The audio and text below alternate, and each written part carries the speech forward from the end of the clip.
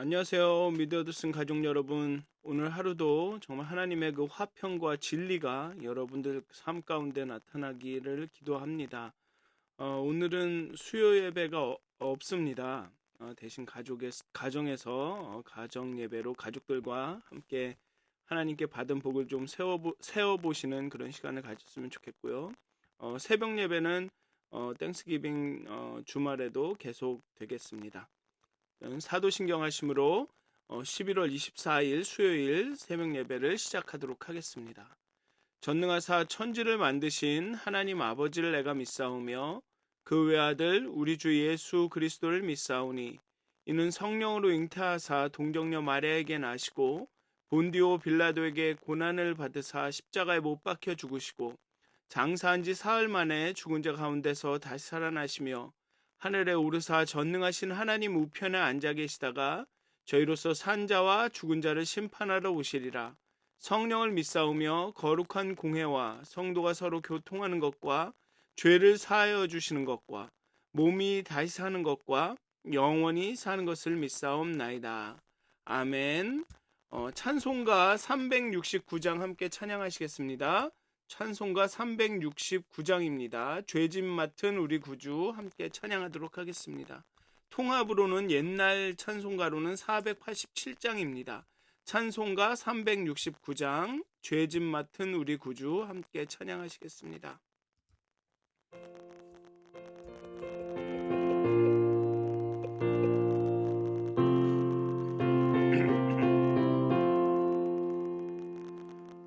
죄짐 맡은 우리 구주 어찌 좋은 친구인지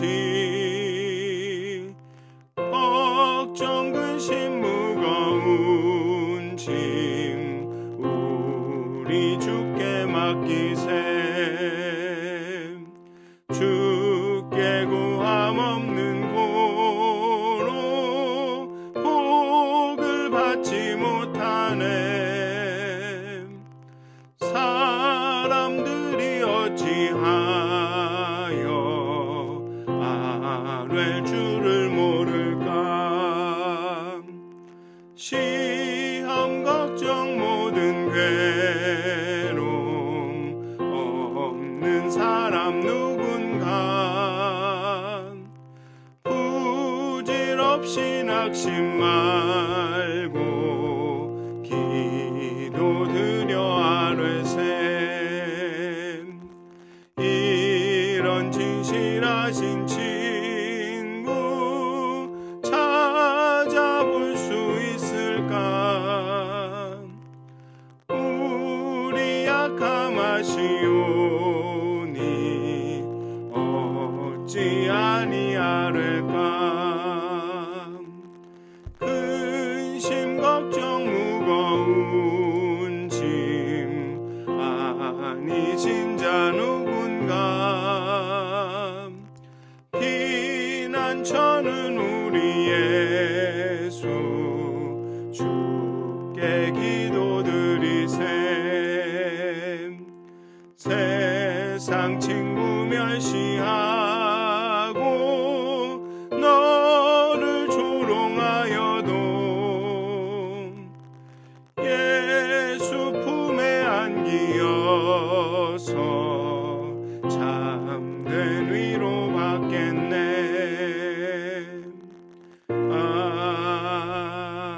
아멘.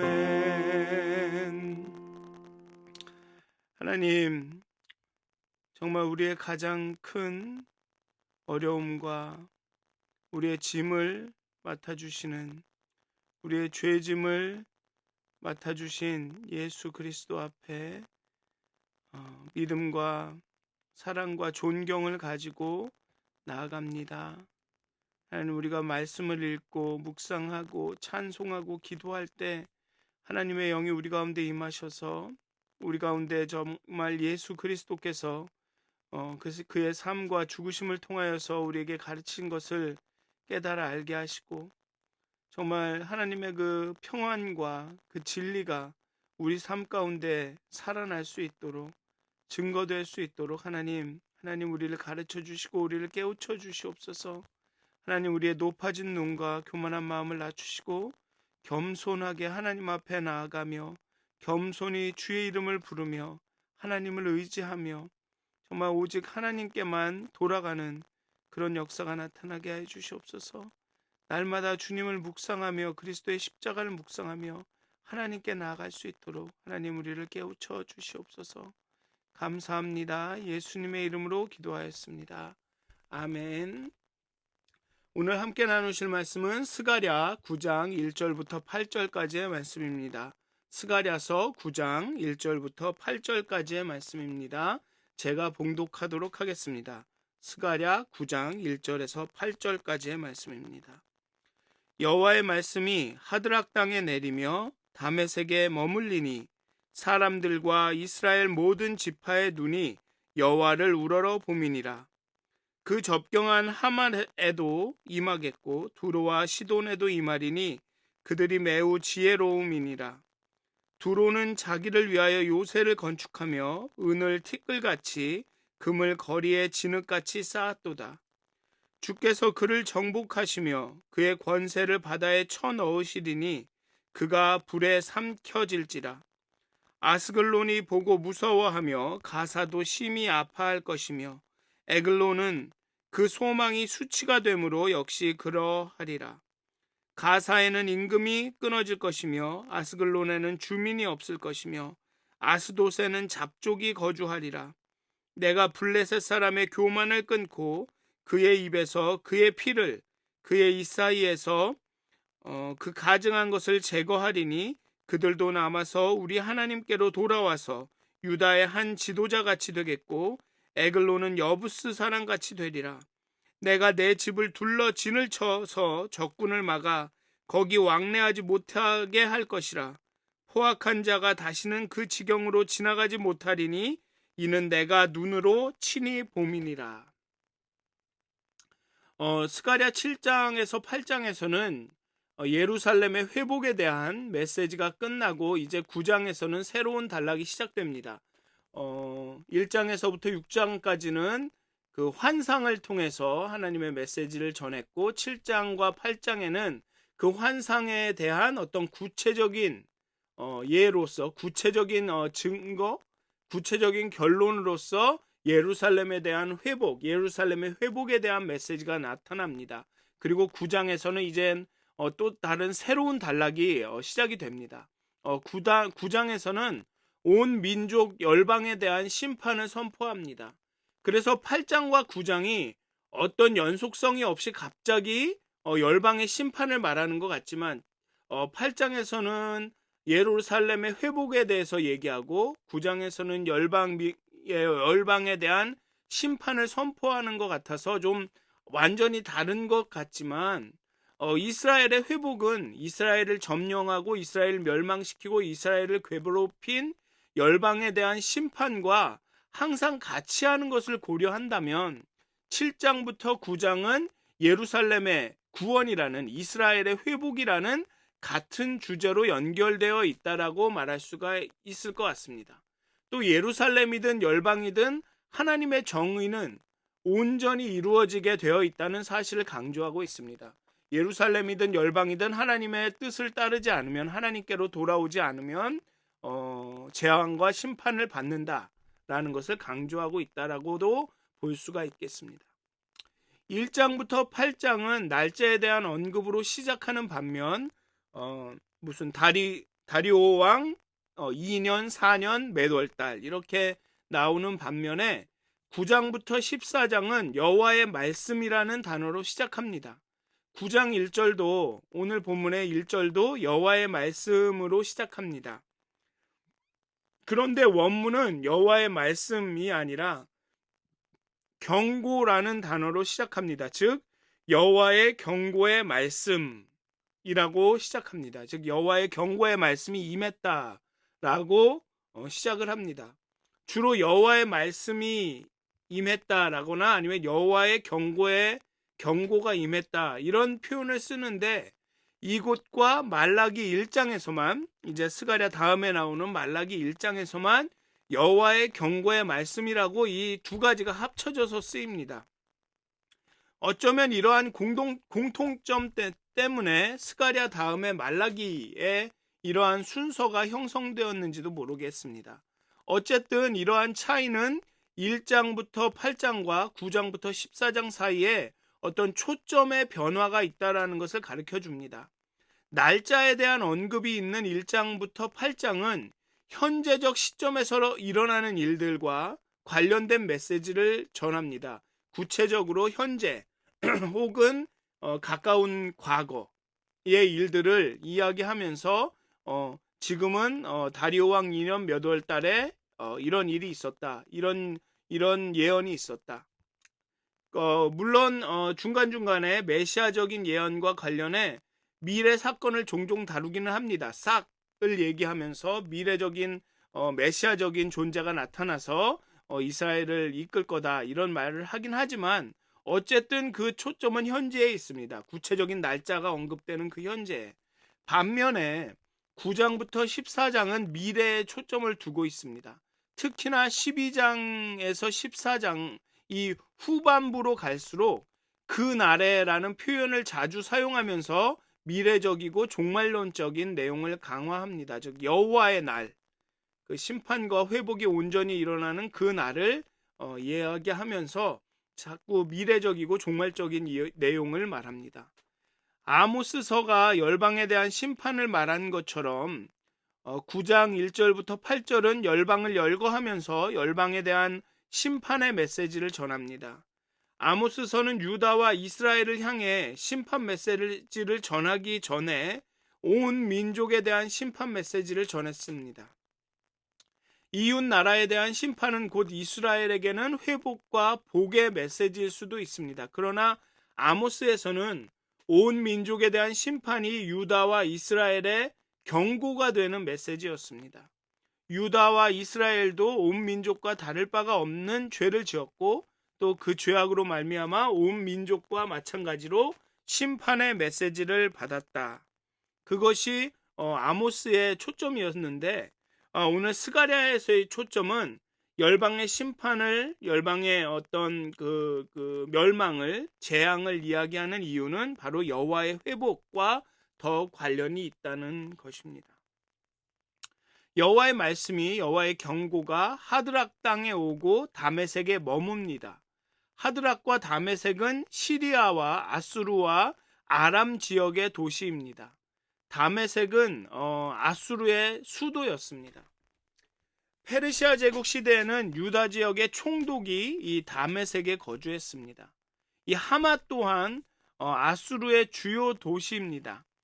이스라엘 북쪽의 아람 지역을 의미합니다. 이곳에 하나님의 하나님의 경고의 말씀이 임했고 오고 말씀이 거기에 머뭅니다. 여기서 머문다는 것은 그 말씀이, 그 하나님의 경고가 성취되었음을 의미합니다. 이방 도시임에도 거기에 하나님의 주권이 미치고 그 말씀이 거기에 머물고 성취됨을 보여줍니다. 그렇게 사람들과 이스라엘 모든 지파의 눈이 여호와를 바라봅니다.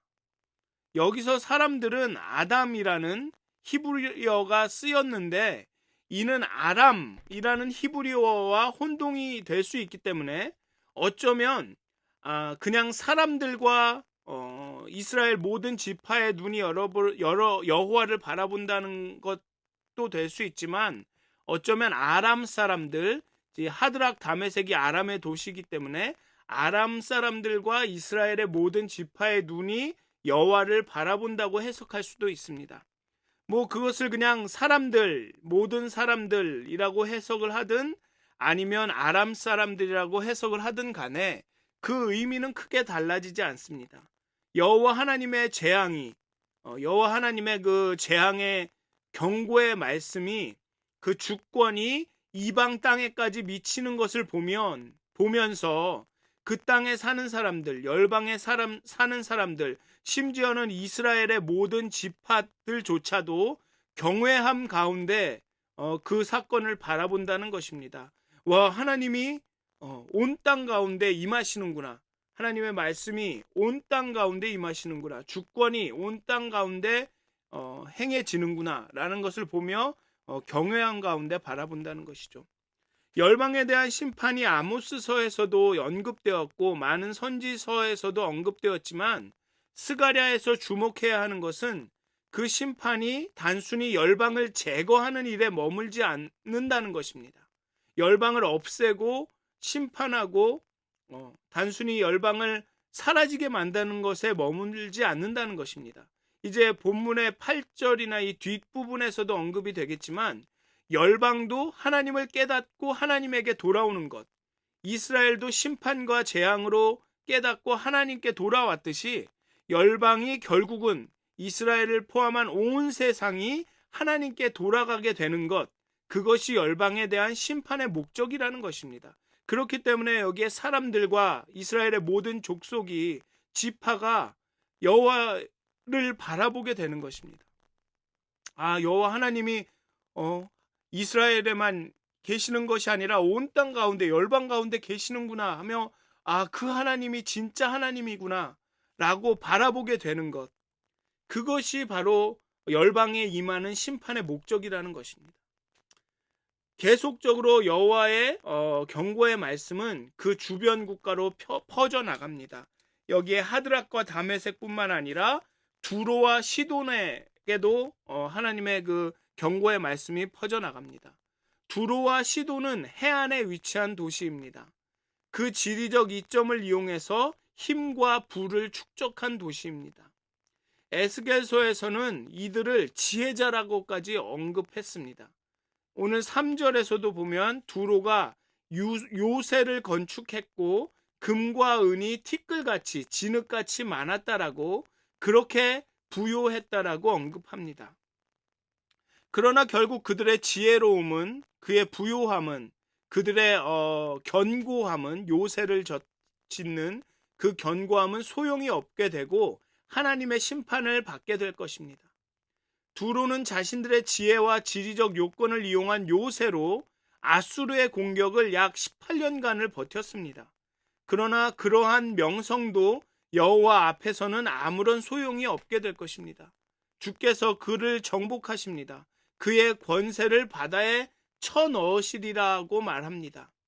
두로는 육지에도, 두로라는 도시는 육지에도 성읍을 두고 섬에도 성읍을 두어서 이 해안 도시라는 이점을 충분히 살린, 공략하기가 아주 어려운 곳이었습니다. 즉 육지에 있는 그 성읍을 공격해도 결국에는 해안, 그 바다를 지나서 그 섬에도 그 성읍이 있었기 때문에 육지를 정복한다고 다 정복하는 게 아닌, 그렇게 아주 공략하기가 어려운 곳이었습니다. 그런데 그 이점이 결국은 그들이 망하는 방법이 됩니다. 하나님께서 이 두로를 바다에 쳐넣으십니다. 그리고 불에 삼키워질 것입니다. 물과 불을 이야기하는 것은 성읍이 육지와 섬에 각각 있었기 때문인 듯 합니다. 섬에 있는 성읍은 바다에 쳐넣고 육지에 있는 성읍은 불로써 망하게 하신다는. 어쨌든 하나님에게는 강점이 약점이 될 수 있고, 우리가 강점이라고 생각하는 것이 내가 이것을 잘한다라고 여기는 것이, 내가 이것 때문에 안전하다라고 생각하는 것이 약점이 될 수도 있고, 아니면 약점이 강점이 될 수도 있습니다.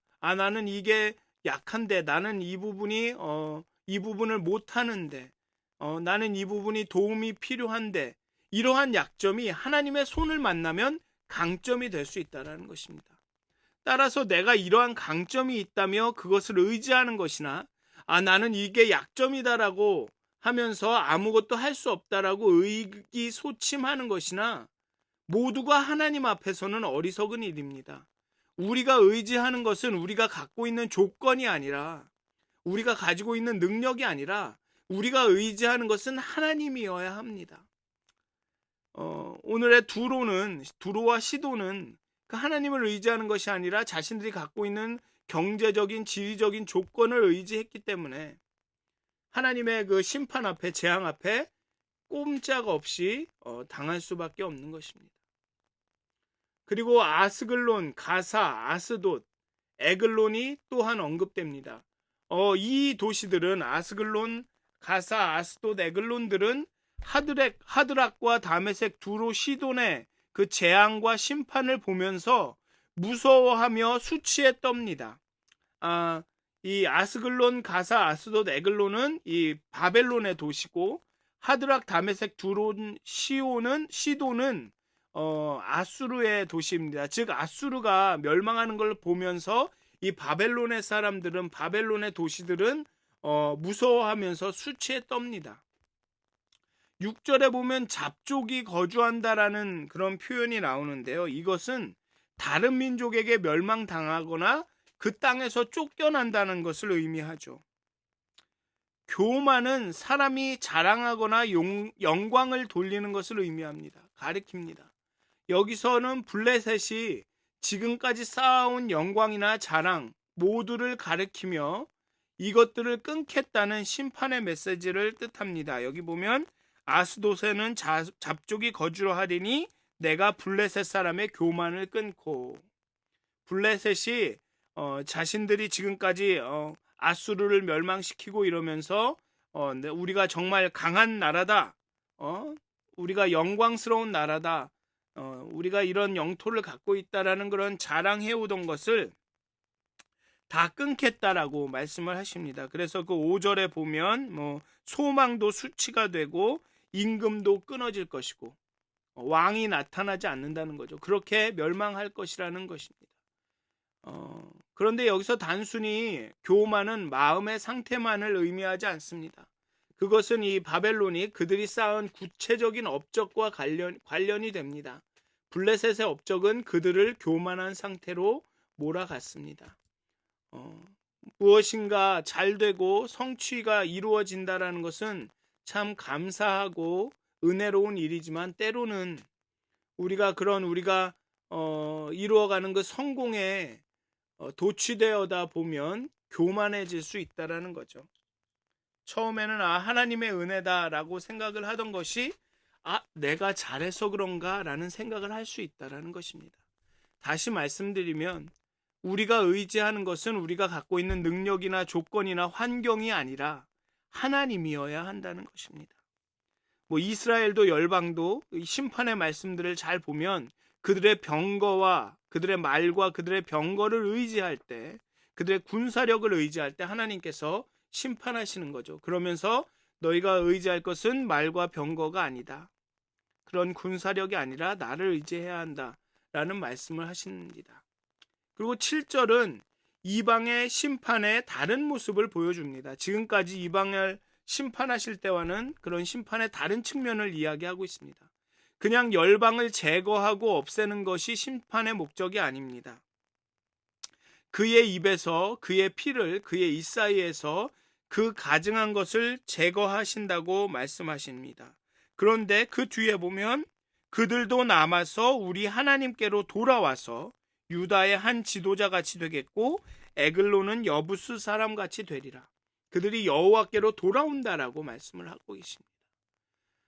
여기 이 사이에서 그 가증한 것을 제거한다라고 말씀하신데요. 여기서 가증한 것은 우상에 바친 제물로 보입니다.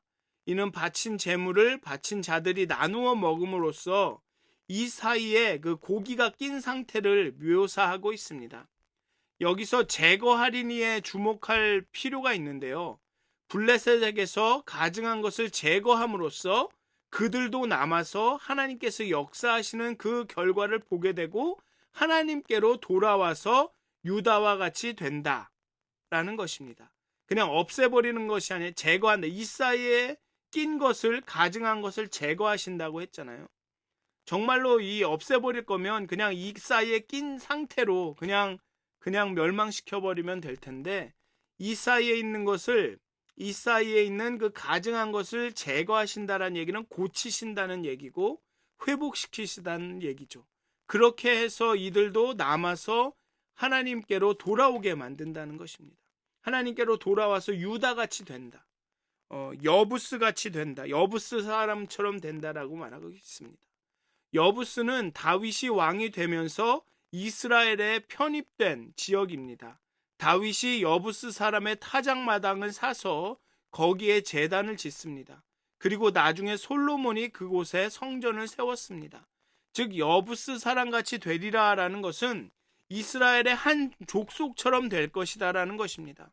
이방인이 정말 언약 백성처럼 그렇게 유대인과 같이 될 것이다라는 거 말씀하고 있습니다. 하나님은 이스라엘뿐만 아니라 온 민족을 구원하시겠다라는 그런 종말론적 메시지가 여기에 담겨 있는 것이죠. 우리는 이스라엘이 굉장히 뭐라 그러죠? 그걸 뭐라 그러나 갑자기 단어가 생각이 안 나는데요. 선민의식, 그 선민의 의식이 있다. 이스라엘만이 하나님에게 복을 받았다라는 그 선민의식을 가지고 있었다라고 우리는 말하고 있습니다. 그런데 이 본문을 보면, 이런 선지서들이나 이런 것들을 보면 이 선지자나 예언자나 이런 주의 종들을 통해서 계속 말씀하시는 것은 너희들뿐만 아니라 너희를 통해서 온 땅을, 열방을 구원하시겠다라는 그 메시지를 이렇게 계속 전하고 계십니다. 그런데 이스라엘은 그 하나님의 은총과 은혜와 하나님이 주시는 그 인애를, 정의와 공의를, 그 진리와 화평을 자신들의 것이 마냥 자신들에게만 해당되는 것으로 여겼기 때문에 하나님께 혼났다라는 것입니다. 그 심판을 받고 재앙을 받았다라는 것입니다. 우리도 흔히 정말 하나님의 은혜는 내 것만인 것처럼, 정말 다른 사람과 나누어서는 안 되는 것처럼, 나만 알고 있고 나만 똑똑하고 나만 하나님의 그런 어떤 복음의 진수를 아는 것처럼 그렇게 교만하게 생각할 때 하나님께서 우리를 심판하신다는 것입니다. 8절에는 다시 한번 예루살렘을 굳건히 지키시겠다는 약속을 하십니다. 내가 내 집을 둘러 진을 쳐서 적군을 막는다고 하십니다. 내가 내 집을, 얼마나 가슴 뜨거워지는 그 선언이십니까? 이제 예루살렘이 남의 집이 아니라 내가 다시 돌아와서 내가 거하고 머무는 내 집이 되었다. 이게 내 집을 내가 지킬 것이다. 둘러 진칠 것이다. 성전이 완공되기도 전에 하나님은 내 집이라고, 여기가 내 집이다라고 선포하시면서 당신이 이 집을 직접 지키신다고 말씀하십니다. 하나님이 우리 삶 가운데 오셔서 우리 삶을 주관하시면서 이 집은 내 집이다. 그러니 내가 지킬 것이다 라고 말씀하고 계신다는 것입니다. 그렇기 때문에 우리는 우리의 조건이나 환경이나 우리의 능력이나 우리의 생각이나 우리의 지혜와 우리의 지식을 의지하는 것이 아니라 하나님을 의지해야 한다는 것입니다. 그리고 분명히 알아야 될 것은 하나님의 은총뿐만 아니라 하나님의 심판은 모든 민족에게, 모든 사람에게 임한다라는 것. 그래서 여기서 내 집은 단순히 선택된 소수의 사람들만이 아니라 여호와께 돌아오고 여호와를 부르짖고 의지하며 여호와를 향하는 그 모든 사람이 거하는 곳을, 여호와가 거하시는 그 모든 것을 내 집이라고 부르신다라는 것. 그것을 생각해야 하는 것 같습니다. 그래서 사랑하는 믿어듣은 가족 여러분, 오늘을 또 열심히 살아가실 텐데요. 우리의 조건이 아니라, 우리의 상황이 아니라, 우리의 환경이 아니라, 내가 가진 것이 아니라 하나님을 의지하셨으면 좋겠습니다. 하나님이 여호와께서 여러분들 가운데 거하실 때, 여러분들의 삶 가운데 머무실 때, 여러분들의 가운데 하나님의 성전이 세워질 때 하나님께서 내 집을 내가 지킨다 라고 말씀하신다는 것입니다. 그리고 그렇게 여호와께서 여러분들의 삶 가운데 그렇게 임하시고 인도하시고 여러분들을 지키시는 것을 열방이 보았을 때 그 열방도 하나님께로 돌아갈 것이라는 것입니다. 그렇게 열방에게도 하나님의 주권이, 심판이, 그 은총이 임한다라는 것을 깨닫고 그 열방이, 주변의 사람들이 하나님께로 올 것이라는 것입니다. 그래서 여러분들, 정말 여러분들 삶 가운데 하나님이 머무시기를, 하나님이 거하시기를, 그래서 하나님께서 이제 내 집을 내가 지킨다, 여러분들의 삶을 하나님께서 내 집이라고, 여러분들의 인생을 하나님께서 내 집이라고 부르시기를 정말 간절히 기도합니다. 여러분들이 그렇게 여러분들의 환경과 조건과 지혜가 아니라 하나님을 의지하게 되기를, 내 집이라고 부르시는, 그러니 내 집을 내가 지킨다라고 그렇게 말씀하시는 하나님만을 의지하시기를, 그렇게 오늘 하루를 살아가시기를 주님의 이름으로 축원드립니다. 기도하시겠습니다. 하나님 때로는 우리의 조건과 우리의 환경과 내가 가진 것들, 내 능력을 의지할 때가 너무나도 많습니다. 하지만 하나님께서 우리 가운데 머무시고 하나님께서 우리 가운데 거하시며 여호와께서 우리 가운데 돌아오셔서 이 집은 내 집이다라고 선언하시며 내 집은 내가 지킨다라고 말씀하실 때 정말 우리의 지혜와 우리의 지식과 우리가 가진 능력이 아무것도 아님을 고백하게 됩니다. 하나님만을 온전히 의지하게 되기 원합니다. 내 집을 지키시는, 정말 우리의 삶을 내 집이라고 부르시는 여호와 하나님만을 의지하게 되기를 원합니다. 하나님, 우리에게 믿음을 주시옵소서. 오직 여호와의 일하심을, 여호와의 주권이 온 땅 가운데 임하는 것을 정말 경외함 가운데 바라보게 하시며, 또 하나님께서 우리 삶 가운데 일하심으로 인해 우리 주변의 모든 사람들이 여호와께로 돌아오는 역사가 나타나게 하여 주시옵소서. 정말 내 집이라고, 내 집을 지키시는 하나님을 정말 열방이 깨달아 알게 하여 주시옵소서. 정말 오늘도 정말 우리의 삶을 내 집이라고 부르시는 하나님을 의지하며 하나님께 돌아가며 하루를 살기 원합니다. 함께하여 주시옵소서. 감사합니다. 예수님의 이름으로 기도하였습니다. 아멘. 하늘에 계신 우리 아버지여, 이름이 거룩히 여김을 받으시오며 나라가 임하옵시며 뜻이 하늘에서 이루어진 것 같이 땅에서도 이루어지이다. 오늘 우리에게 일용할 양식을 주옵시고 우리가 우리에게 죄진 자를 사하여 준 것 같이 우리의 죄를 사하여 주옵시고 우리를 시험에 들게 하지 마옵시고 다만 악에서 구하옵소서. 나라와 권세와 영광이 아버지께 영원히 쌓옵나이다. 아멘. 행복한 하루 되시길 기도합니다.